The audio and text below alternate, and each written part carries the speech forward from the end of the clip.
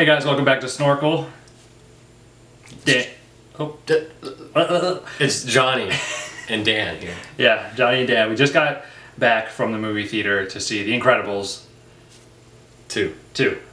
And it was... Not to be confused with Incredibles 1 from 2004. And it was... incredible. Yeah, some might say it was incredible. No, but no lie, just getting straight to the point. One of the best movies I've seen all year, for sure. Oh, yeah. Johnny sees a lot more movies than me, obviously. Yeah, so that's saying something. I've seen, it's probably the 22nd, 23rd movie I've seen in theaters. Now, I did have a pretty strong reaction to Avengers. I loved Infinity War, but this is probably my favorite movie I've seen this year. Yeah, I would say I would rate this about the same as Infinity War, but I would probably put it a little bit above it, just because the storytelling is more efficient. It's not so huge and crowded, but yeah, I agree. This is one of the best superhero movies ever. Oh yeah, for sure. It's kind of hard to I don't even know what I'm going to say. It's kind of hard to remember that this is a superhero movie. I mean, it is. Yeah, it's not based on a comic book, but it is superheroes. Yeah. And I just sent out a tweet, and what I said was, it does a great job. It's a perfect sequel because it does a great job building on what the original did well, but doing its own thing too. Sure. Like blazing its own trail, so to speak. And really, I mean, if you've seen the trailers and stuff, the basic premise is that this guy wants, this businessman wants to get superheroes back legalized. He wants them to be back in action. And to do that, he's using Elastigirl basically to push that agenda and getting her out there and saving people and to change the public's perception. And that leaves Mr. Incredible at the house taking care of the kids, playing Mr. Mom, I guess you could say. And, you know, I will say I was wrong.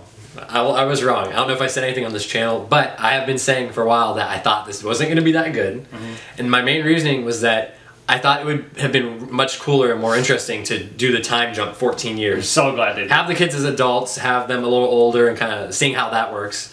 But no, I was wrong. This works super well, and that's because the kids are still kids, the dad is taking care of them, and the mom is out doing her thing, and yeah, I think when they first came out with or said that they were going to be making this movie, and they kind of gave us the plot, so to speak, I think the reaction for the most part was negative, not because of wanting to see another movie, but just, oh yeah, we're gonna just kind of start off when the first one ended. Everybody's like, oh, it'd be cool to see Jack as a teenager. Right, Jack. I mean, that's what I was thinking, yeah. And really, Pixar and Disney have built up so much equity with fans, we shouldn't really question them at this point because they are so good.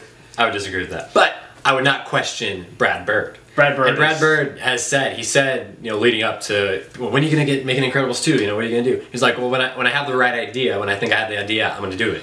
And 14 years later, here we are, and he had the right idea. He wrote and directed this, of course. He did the first one, The Iron Giant, Ratatouille, as well as Ghost Protocol, the Mission Impossible movie, and this man, he's great. Yeah, I mean, what else can you say? This is up there, I think, along with Ratatouille, in my opinion, in the upper echelon of Pixar. Yeah, this is like Toy Story 2, Toy Story 3 level. Especially as far as sequels.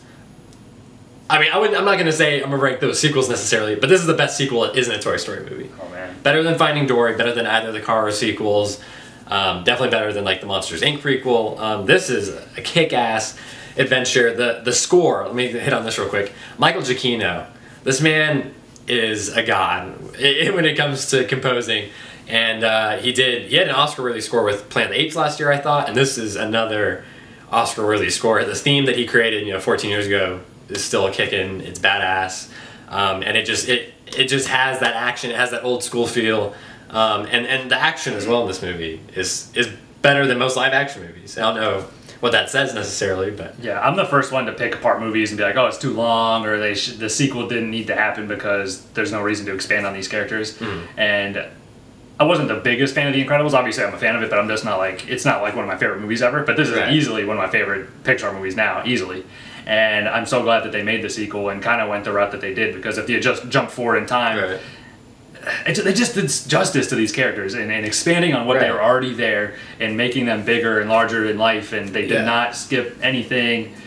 And another thing to hit on that was, again, I wasn't that excited for this movie, but late last night, I haven't seen the original in years, since I was a kid. It was one of my favorites when I was a kid. I had the DVD, obviously. And then I watched it last night, and I don't know what I expected. I knew it would be good, but it blew me away. It's one of the best animated movies I've seen probably, and it got me excited to go see this today. And I was like, you know what? I really hope they do these characters justice. I hope that they have a good story that they continue with, and I hope that I fall in love with them again like I did the first time, and they really do. You know, people in our theater were clapping and cheering, and it was a packed house. Everyone was really into it, and you could tell that people love these characters, even though they only saw them in that one movie a decade and a half ago. And yeah, they brought it. It's incredible that it came out that long ago. Like, just imagine, the world was a completely different place in 2004. Right, and the animation is definitely obviously improved. You know, some of the animation in the original is dated, but here it's gorgeous, photorealistic, top notch. The lighting and the textures, I don't know how they do it, man. I'll just say it is extremely funny. It is very funny, but it doesn't.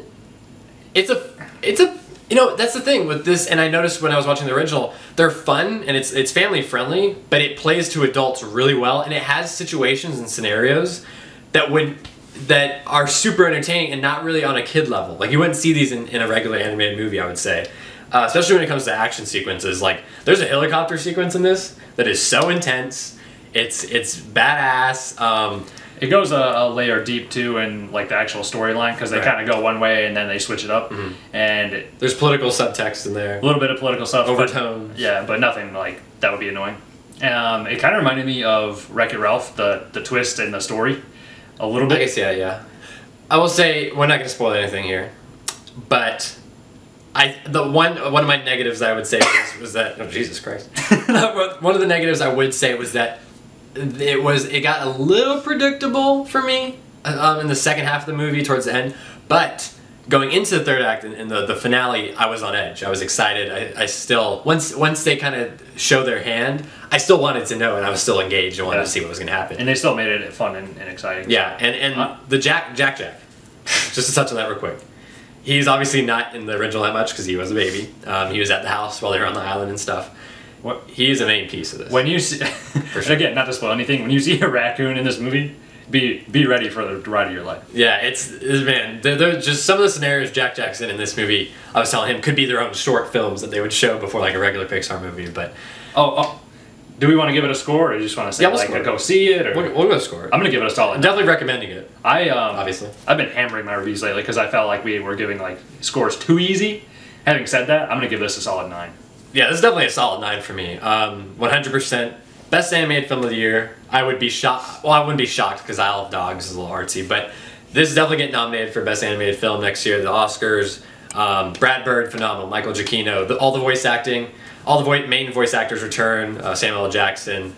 And also, I think the only kid they changed was Dash because he grew up. But yeah, it was top notch all the way around. I really don't have that many nitpicks. Definitely strengths of this movie. I like the fact that they kind of switched the parenting roles. Right. Yes, that was huge. I love that they didn't cut Elastigirl short. She was really a badass in the movie. Yeah, and also they kind of played a story for each kid as well, and it kind of was very cool. So very satisfying all the way around. We definitely both recommend it. Also, real quick, I just want to touch on the short before the movie. Oh yes, which Disney and Pixar. I can't remember what it was called. I can't remember what it was called, but it was. It was funny, and they kind of just hit you with something like kind of strange. You're like, oh, what the fuck? Yeah. And then you kind of go with it. Because I didn't know anything about it. Yeah, and then it turns into something kind of heartwarming, so it's pretty cool. Really, yeah, one of the more memorable shorts for sure. Really good. So definitely go check it out. It lives up to the hype. It was worth the wait, as Samuel L. Jackson says before the movie starts. And I want to see a third one almost, but I doubt we're gonna get that. If not for like a decade or something. Yeah. But thank you guys for watching. Make sure you give us a like, subscribe, check out our other videos, and leave a comment with your thoughts on the movie, if you have any questions, that kind of thing, and we will be sure to get back to you, and we will see you around. Thank you guys. I'll be leaving a couple links for our most recent videos and reactions and things like that in the description. And one last thing I want to touch on. Some people have been asking this in the comments recently.